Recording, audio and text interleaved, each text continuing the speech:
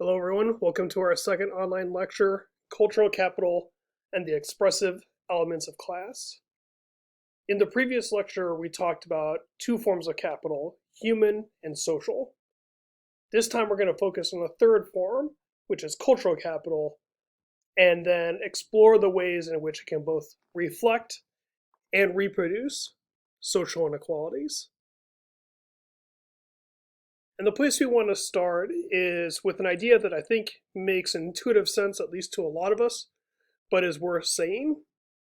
And that is when people think about what class entails and what it means to be of a particular class, they often think of things that are greater than money or more than the amount that's in your savings account. That is to say, when we think about class, there are other ideas and notions and images that pop into our head that accompany, say, being affluent, but are not reducible to simply the amount of money that you have access to. Which is another way of saying there are expressive or symbolic elements to social class, or what we mean by social class, or what most people think of when they think of the idea of social class. Another way to put this, class is something that we communicate to others through a lot of things that we do that lets people know kind of where we fall in terms of the social hierarchy. And a great place to see this, and the reason why we watch this movie, is in People Like Us. It does a good job of talking about not just class in America, but also all of the expressive or symbolic elements that go along with class. And I think this will give us a good foundation to talk about the ideas of cultural capital and also conspicuous consumption. So, just on a basic level, some of the ways we can see this kind of expressive or symbolic aspect of class in the movie People Like Us is really even from the start of the movie, where they show people those pictures of certain individuals, and people are able to identify almost immediately what class that person belongs to, or what that couple belongs to in the case of the upper class picture, and infer a whole bunch of things about this individual and their place in the social hierarchy just from the way people stand, the clothes that they're wearing, and then the background that's behind them. And my guess is if you look at people walking down the street, you can do a pretty good job of knowing where someone belongs to in the social class structure. And you can do this pretty well because it's something that we've come to learn.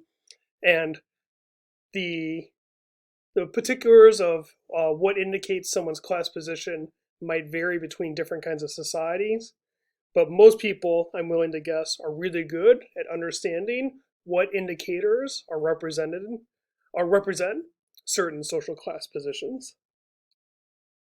So in the movie People Like Us, some of my favorite examples of this, again, talking about the expressive or symbolic elements of class, one is that coach, right? That was showing that woman how to act in a more quote unquote upper class way. And we see that, she's not talking just about things that this person should wear, but is also talking about how her demeanor, how far she should stay away from people, or how close she should be, the way she should talk, and the way she should hold herself. All of those elements are communicating something about you and your social class position. Another example that I like, and that I think shows this point well, was that whole debate about bread and whether that store or the grocery store in Vermont should be either a chain store so it can sell white bread, or whether it should be a co-op so it can sell things like whole grain bread. And you see that something as basic as bread, and whether we're talking about Wonder Bread, standard white bread, or more artisanal forms of bread, one with crust, sourdoughs, things like that, something as simple as that can be very significant for someone's identity. And especially for people who come from more lower class backgrounds, they thought that if the co-op would move in and that they would have, right, they wouldn't have their kind of bread, they wouldn't have white bread, right? They saw that as kind of a affront to who they are and took that very personally, even though at the end of the day we're just talking about bread. And yes, there might be a cost difference, and maybe some people couldn't afford, right? They need to really pinch their pennies, and so they need cheap, more expensive bread, which tends to be white bread. But I'm willing to bet even if cost wasn't an issue, say if the co-op decided to subsidize its bread offerings, that even in that case, people from a lower class background wouldn't be drawn to it, either because they've learned not to like it, or it's just something that's foreign to them in their upbringing, and so it's not familiar to them, and so it's not something that they like. Right, and we can see this when even at the food pantry, right, the white bread flies off the shelves, and even though they are just giving all forms of bread away for free, again, like that fancy sourdough bread, no one wants that, even if it's literally being given away at no cost. There are lots of other examples that you can draw from in people like us. Debutante balls, people's homes, the kind of artwork that they like, the way people hold themselves, the way they speak. All of these things come together to expressing one's social class position.